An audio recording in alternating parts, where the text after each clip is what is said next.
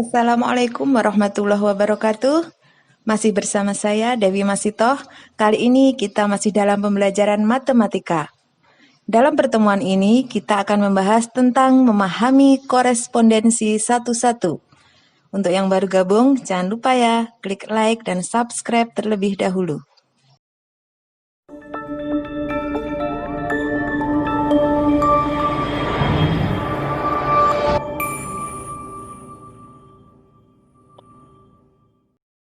Pertama, kita akan memahami dulu tentang korespondensi satu-satu. Himpunan A dikatakan berkorespondensi satu-satu dengan himpunan B jika setiap anggota A dipasangkan dengan tepat satu anggota B dan setiap anggota B dipasangkan dengan tepat satu anggota A. Dari pengertian di atas, kita dapat menentukan bahwasannya syarat korespondensi satu-satu itu ada 3. Yang pertama, jumlah anggota himpunan A dan B sama, atau ditulis NA sama dengan NB. Jadi, dimisalkan jumlah anggota himpunan A ada 3, maka jumlah anggota himpunan B juga harus ada 3. Kemudian yang kedua, setiap anggota himpunan A memiliki pasangan tepat satu di B. Yang ketiga, setiap anggota himpunan B memiliki pasangan tepat satu di A. Di sini sudah Ibu siapkan beberapa gambar. Kita akan menentukan apakah gambar-gambar tersebut merupakan korespondensi satu-satu atau bukan korespondensi satu-satu. Gambar yang pertama, kita lihat himpunan A. Jumlah anggota himpunan A ada 3, jumlah anggota himpunan B ada 3. Berarti syarat 1 terpenuhi. Kemudian yang kedua, setiap anggota himpunan A mempunyai pasangan tepat 1 di B. Jadi 1 mempunyai pasangan A, 2 mempunyai pasangan C, dan 3 mempunyai pasangan B. Jadi syarat 2 terpenuhi. Kemudian yang ketiga, setiap anggota himpunan B mempunyai pasangan tepat 1 di A. Jadi syarat 3 terpenuhi. Berarti gambar yang pertama ini disebut sebagai korespondensi satu-satu. Kemudian kita perhatikan gambar yang kedua. Himpunan A mempunyai jumlah anggota 5. Kemudian himpunan B jumlah anggotanya juga ada 5. Berarti syarat 1 terpenuhi. Kemudian yang kedua, setiap anggota A mempunyai pasangan 1 di B. Kita lihat, 1 pasangannya C, 2 pasangannya E, 3 pasangannya D, 4 pasangannya A, dan 5 pasangannya B. Berarti syarat 2 terpenuhi. Kemudian yang ketiga, himpunan B semuanya mempunyai pasangan tepat 1 di A. Jadi kalau kita lihat gambar 2, syarat 1, 2, 3 terpenuhi, berarti ini adalah contoh korespondensi satu-satu. Berikutnya gambar yang ketiga. Gambar yang ketiga, himpunan A mempunyai jumlah anggota 5. Kemudian himpunan B, jumlah anggotanya juga ada 5. Berarti syarat 1 terpenuhi. Kemudian, setiap anggota himpunan A mempunyai pasangan tepat 1 di B. Syarat 2 terpenuhi. Kemudian yang ketiga, setiap anggota himpunan B mempunyai pasangan tepat 1 di A. Juga terpenuhi, berarti gambar 3 ini disebut sebagai korespondensi satu-satu. Kemudian gambar yang nomor 4. Kita lihat jumlah anggota himpunan A ada 3, kemudian jumlah anggota himpunan B ada 4.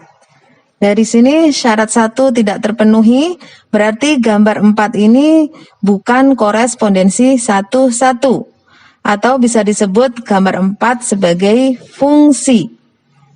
Kemudian gambar 5, himpunan A jumlah anggotanya ada 3, himpunan B jumlah anggotanya ada 4.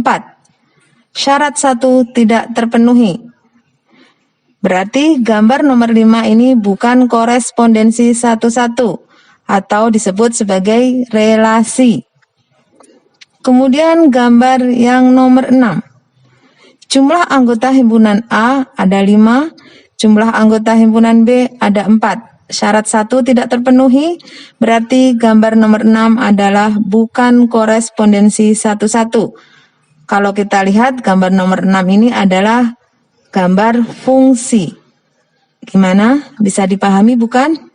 Selanjutnya kita akan membahas tentang banyaknya korespondensi 11.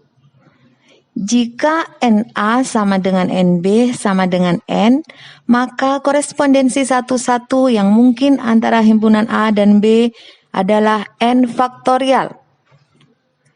N faktorial itu sama dengan N kali N dikurang 1 kali N dikurang 2 kali dan seterusnya kali 3 kali 2 kali 1. N faktorial itu kita bisa misalkan 4 faktorial. Itu artinya 4 kali 3 kali 2 kali 1. Jadi sama dengan 24. Misalkan lagi 3 faktorial. Artinya 3 kali 2 kali 1 sama dengan 6.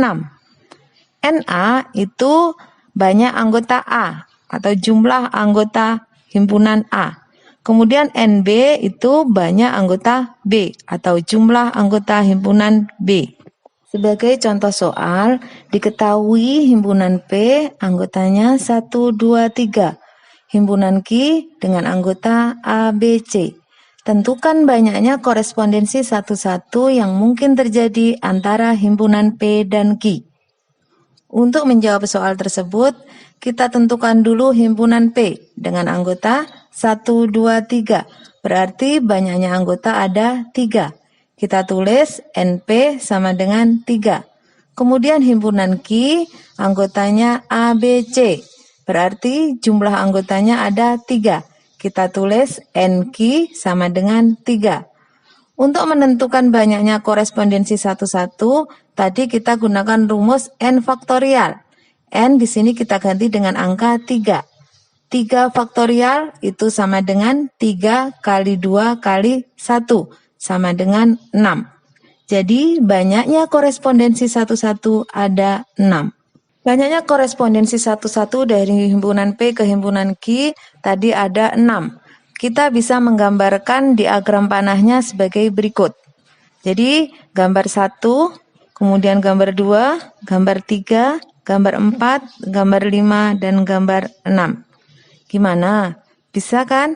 Sebagai penutup dari materi relasi dan fungsi, kita dapat menyimpulkan bahwasannya alurnya mundur. Jadi kalau korespondensi 11 itu pasti fungsi. Kalau fungsi pasti relasi. Tetapi kalau relasi belum tentu fungsi dan fungsi belum tentu korespondensi 11. Kalau kita gambarkan dalam bentuk lingkaran, korespondensi 11 pasti fungsi, fungsi pasti relasi.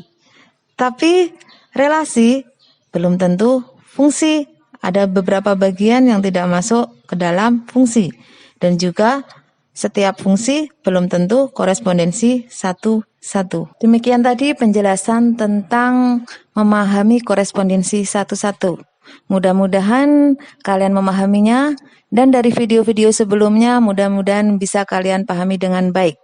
Selamat belajar, semoga bermanfaat.